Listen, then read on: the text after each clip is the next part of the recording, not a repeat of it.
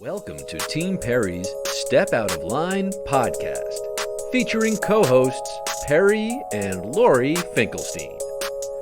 Together, they explore, meet, and share inspirational stories with guests who have made a positive impact in today's world.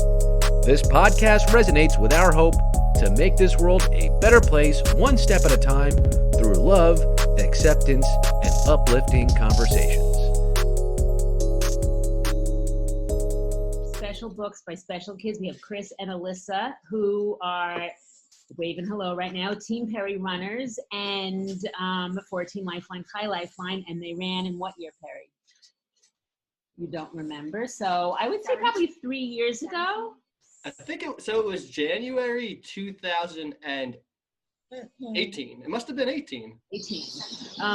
And we had a great time with you guys, and that was a great year for us, our team. We raised a lot of money, and just you've known Peri a little beforehand, and you interviewed her a lot during the marathon, after the marathon. So my question to you is, you've seen what Peri could do, which is probably incredible to some, but for her, it's just the way she is and part of her life. What would you tell a parent of a child who sets a goal for themselves, and whether the child has different needs or not, and the parents think that the goal is just so far-fetched, this child will never reach it? Just from your experience of meeting Peri, meeting other kids like her who do incredible things, what would you tell the parents? Yeah, that's a great question. And by viewing Peri, and I view this in many of the students I've worked with many of the people I've interviewed, especially if it's a goal they set themselves, let the person try it, let them do it, let them do their best, because you never know what your full potential is unless you have the opportunity to try. And maybe you make a goal to do A and run 10 miles. Maybe you only run 2, but prior to working on that goal, you ran nothing. So allow that person to try that goal, reach their full potential, and then once you realize what you're capable of, you can reassess, you can make new goals, or maybe the goal's even higher. Maybe you try to run 10 miles and you run 12. That's just one example, but I learned in the classroom not to set limitations on anybody, especially if it's a goal the kid has themselves. You never want to tell somebody no, and let the kid try, let the kid fail. Failing's part of life. Yeah, I think you celebrate the progress, and you also recognize that journey isn't always forward progress. There'll be days where maybe you do 8 miles instead of the 10 you did the day before, but that's a natural part of any journey in life. So I think that's a really important piece too, is to recognize that it won't always be full sail to the wind, but that doesn't mean that it's not worthwhile the effort, or that it's not going to help you achieve that larger goal later. Yeah, I think I've set lofty goals for myself, and more often than not, I don't reach them, but maybe I get 80% of my goal, and it's still an outstanding result. So unless you give somebody an opportunity to reach their goals, you'll never know what they're capable of. Yeah. I think I remember the year that we did it with Peri, that you did it. I don't think Peri did what she set out to do. And I remember her saying that she was very disappointed with herself. And then I remember her speaking to you about it. Maybe it was even when you were interviewing her. And she said, I didn't do what I set out to accomplish. I remember you spoke to her about it, made her feel better about it, that, you know, it was okay. But she gave it her all. I think if you give it your all. Peri always gives it her all. Even with my personal fitness goals, or even with SBSK, I set them so high.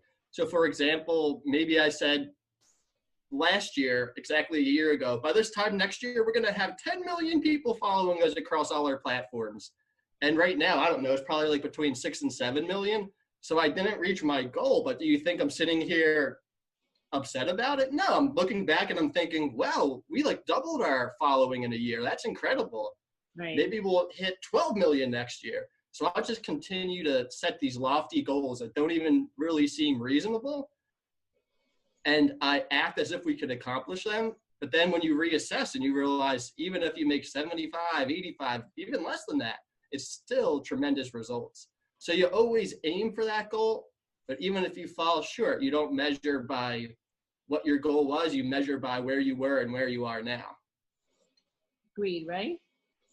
Next question.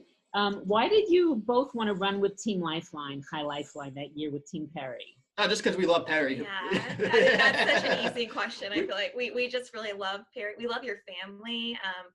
You know, the type of progress and the incredible bar that you all set for one another, and that you foster and support with, you know, with love, but also real grit. I mean, you're there every day doing the work with each other.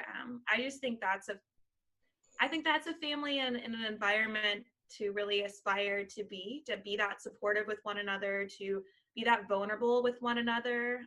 And I knew how much hard work Peri put into it. I knew it wasn't just one day for you, Peri. I know you were training.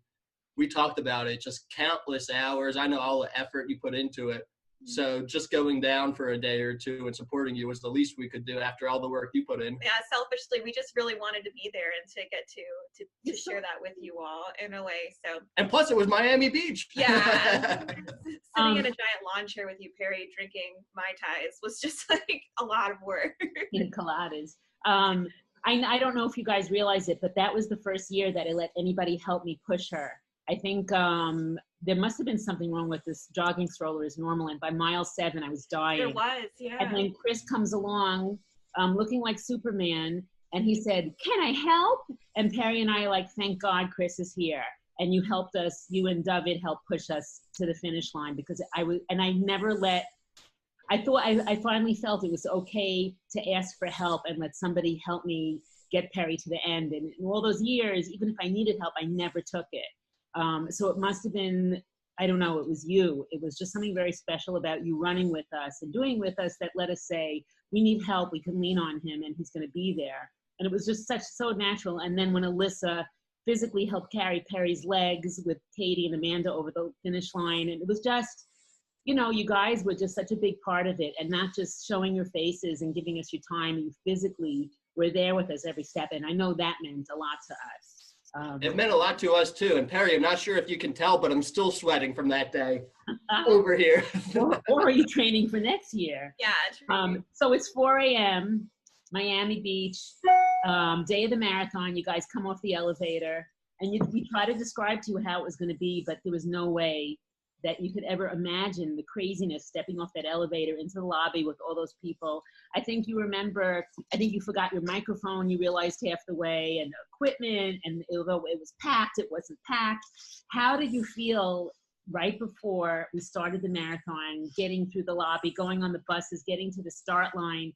Was it the most exciting thing you think that you've done? Because it's like an incredible experience. You go first, then I'll go. So Katie told me the night before, I went down to your room and I got my hair braided and my kinesio tape on, because I had never done anything like that. And I remember I didn't sleep at all. I was so nervous. Like, I was really nervous about it. And then the moment I stepped off the elevator and I saw everyone, it was just like this tangible energy. Like, I don't even know how to explain it. It just, all of a sudden, any bit of that nerves just turned to this like really anxious, excited. And then every time we were walking, you know, getting off the bus and then walking towards our sign up, you would lose your team and then find your team. And every time you would see each other again, it was just like this like big excited breath. And so I just remember, you know, right before it started, there weren't any negative nerves, no negative thoughts in my head, which I feel like is a huge accomplishment for me. Like, it was just excitement and being part of something way bigger than yourself. And it just, I never experienced anything like that. I've never done marathons. I've never really done organized sports. It was the coolest thing. And yeah, I impressed myself with running as fast as I got to you guys. I thought I was going to be way back there. So I don't know. I just was really grateful to be around such wonderful people, and that their presence alone was uplifting enough to like push me to achieve more. That was really cool. The thing I remember most is the community, just how happy everybody was to be there. Everybody was so energetic. Everybody was cheering you on, Peri. That's the thing that sticks out the most to me. Yeah, it was pretty awesome. And you guys helped us raise a lot of money that year, helped bring awareness to what High Lifeline and Team Lifeline can do. And right now, I know we keep getting emails from High Lifeline to our family. What do you need? What could we do for you? You're in isolation. And I think them reaching out and touching the community and the families who need them at this time especially is unbelievable. but you two are always doing that. And I know we've been watching you and following you over the past few days, especially how you reach out to people who you've met and you've interviewed, making sure that they're okay. So I think the two of you have definitely made this large, enormous world into a small community for kids and families like us. And we want to thank you for that, because, you know, I feel like we could reach out anytime we need anything and you guys would be there. And I know many people feel like that. So you guys keep doing what you're doing. We love you. Our whole family loves you. And we hope that we see you at another marathon with us, maybe next year. We'll hopefully celebrate many more happy things together and be together. Absolutely. So I hope you guys do well. Hope you We love you guys too. We love you, Peri. Thank you for including us in your interview series. Thank you. Have a great day. Bye, guys. You too. Stay safe, Bye. you too.